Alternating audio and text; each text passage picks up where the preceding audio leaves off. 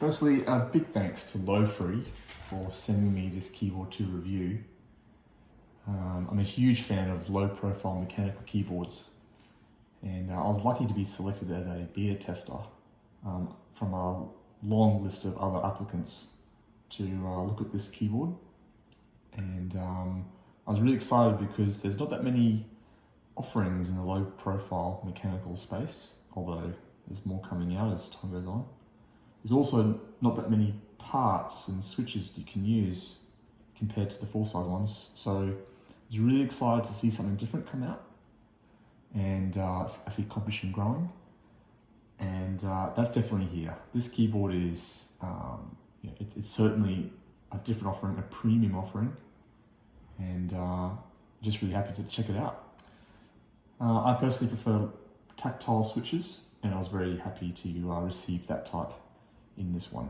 I think the tactile switches come in the black keycaps and the linear switches come with the white keycaps. In terms of the box, it's got a very detailed thing here. It's got a little slide there, a little embossed keyboard here. Inside we have a fairly typical offering. It's cable in here. How should I say, I needed to use this one, the manual. I struggled a little bit to figure out how to make the keyboard convert to PC mode. It came working in Mac mode. And uniquely, there's no switch for that here. There's only an on-off switch here. Key combination is required to set that. And in the text, I found a little bit hard to understand the English version here, but that's okay. Once I figured it out, it was good. And I actually prefer a key combo here anyway, because for the other keyboards with the switch, as soon as I hit it by accident, I'm turning it on and off, and it's a little bit annoying. But anyway, the boxes are very nice. Comes with a cable as well. That. In terms of the keyboard though, you can tell straight away a more expensive and premium presentation. We've got a textured feel to these keys. We've got it's a plastic, looks like a plastic bottom, but matches the metal case really well. Cool logo here with the different type of material. I really like how you can't see in this camera, that the texture on these keycaps matches the plate underneath. A very clean and minimal look. All in all, it just feels uniquely soft, and it's really nice. It is, how should I say, a function of many things, of course. There's the switches, keycap material, but it's quite unique compared to, say, some of these other offerings, like the Lofree 75 here. We've got the keyboard layout, which is exactly actually how I prefer it. It's got the home and end key up here, and the insert key, which is often missing on these small layouts, is available. That's good though, because this keyboard does not appear to be remappable in any way. So fortunately matching that, whereas for my other keyboards, I've had to rearrange these keys and map them accordingly. The switches are unique, and I think probably the biggest selling point for me when I got this keyboard, the POM plastic, which I hadn't really seen before in switch material. Definitely different. And when we look at the keys, so what these are, there's like PPT keycaps there, and the switches come out very easily. It is certainly it looks different. It's not compatible with the Gatoron socket. But it definitely feels different, which is really cool. The north-facing LEDs there. Hot swappable sockets, of course. Yeah, so that's the sound produced from this. Excellent. It is usually my first instinct with these keyboards is to modify them a little bit, try and improve the sound. Low-profile keys are hard to get them to sound good, but the way these keys are, I don't think you need to change anything. That's excellent. Really good. When you compare to, say, Keychron here. This is a modified keyboard, by the way. It's not as good, in my opinion. So, all in all, it's a different beast, and very nice. The what I found, having used it for a few days now, Bluetooth works exactly as you expect. No concerns there at all. There is potentially a problem in games. Switch tension is less than I would like personally. And if you hold down a key for a long time, I found it actually bound a little bit, but it's possible it was just psychological, because the key's not returning as fast as, say, other keyboards I've got here, so it might just be me. I've been using it for a while since then, and it seems okay. In terms of the design on the case, one notable thing, it's no adjustable height. This is a permanently attached. Looks like a bulge here, maybe for the battery or something in here. I'll find out in a minute. But yeah, so it is raised. It's raised up. The thickness is very good though. It is certainly a low profile keyboard. And compared to, say, Keychron, which is very low profile as well, I think you would see it's comparable in height. So yeah, really, really good. Using it daily for a while now, mostly for work, and no problems at all.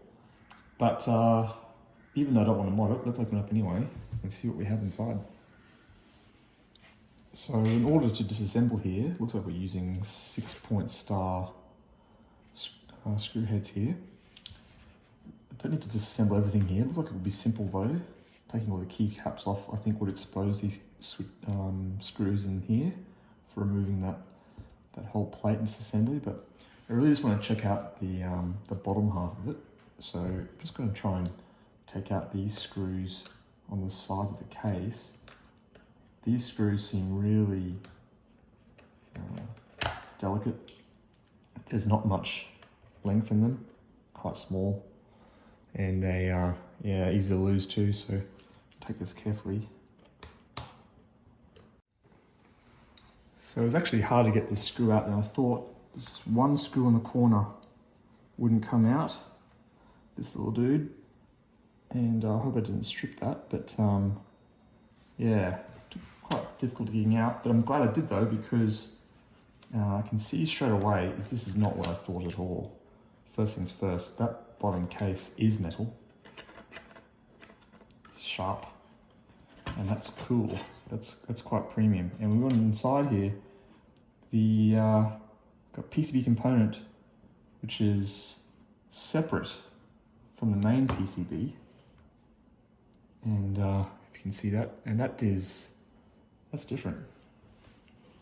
But we will, let's get this thing off here carefully. Try to get this ribbon cable out.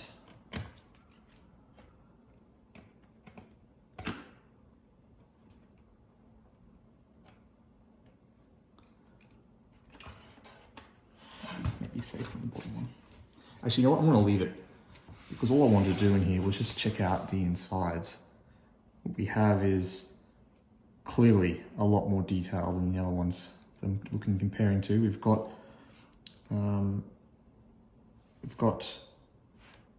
a soft foam-like material here. It's not neoprene, it's something else. It's pressing up between the metal case and the PCB. We've got, I can see gaskets here. These look like some sort of rubber. Different material to this one. And these gaskets, of course, are giving that suspension floating feeling to the PCB. Got the hot socket wall keys, but they are a different socket. Not surprising. Kali switches. What else have we got? We've got some stabilizers, which have the pass-through block in there. That's okay, because this cutout foam is precisely fit in here. Look at that, it's really detailed cuts to fit precisely the components on the PCB. So that's very deep. And in fact, I see now that the metal housing on the outside just comes off directly. The gasket's there, bracing up against the side of the PCB to the housing. And so that's the detail that's going into this design, giving that premium feel and sound. That's excellent. A lot more moving things in there. I don't want to mess with it, actually, truthfully. I'm going to leave it, I'm going to just reassemble it, because like I said, I think I can make this better.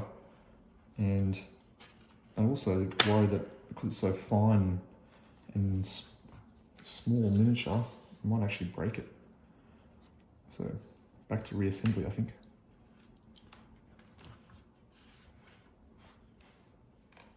So finally all reassembled. I see now this keyboard is not designed to be taken apart. Lots of fine tolerances between these parts. Looks like it's back in place. Can't really see the flex of the board when I press on there, but it is there. That's that gasket mechanism in place, which is adding to the sound. Anyway, plug this guy in.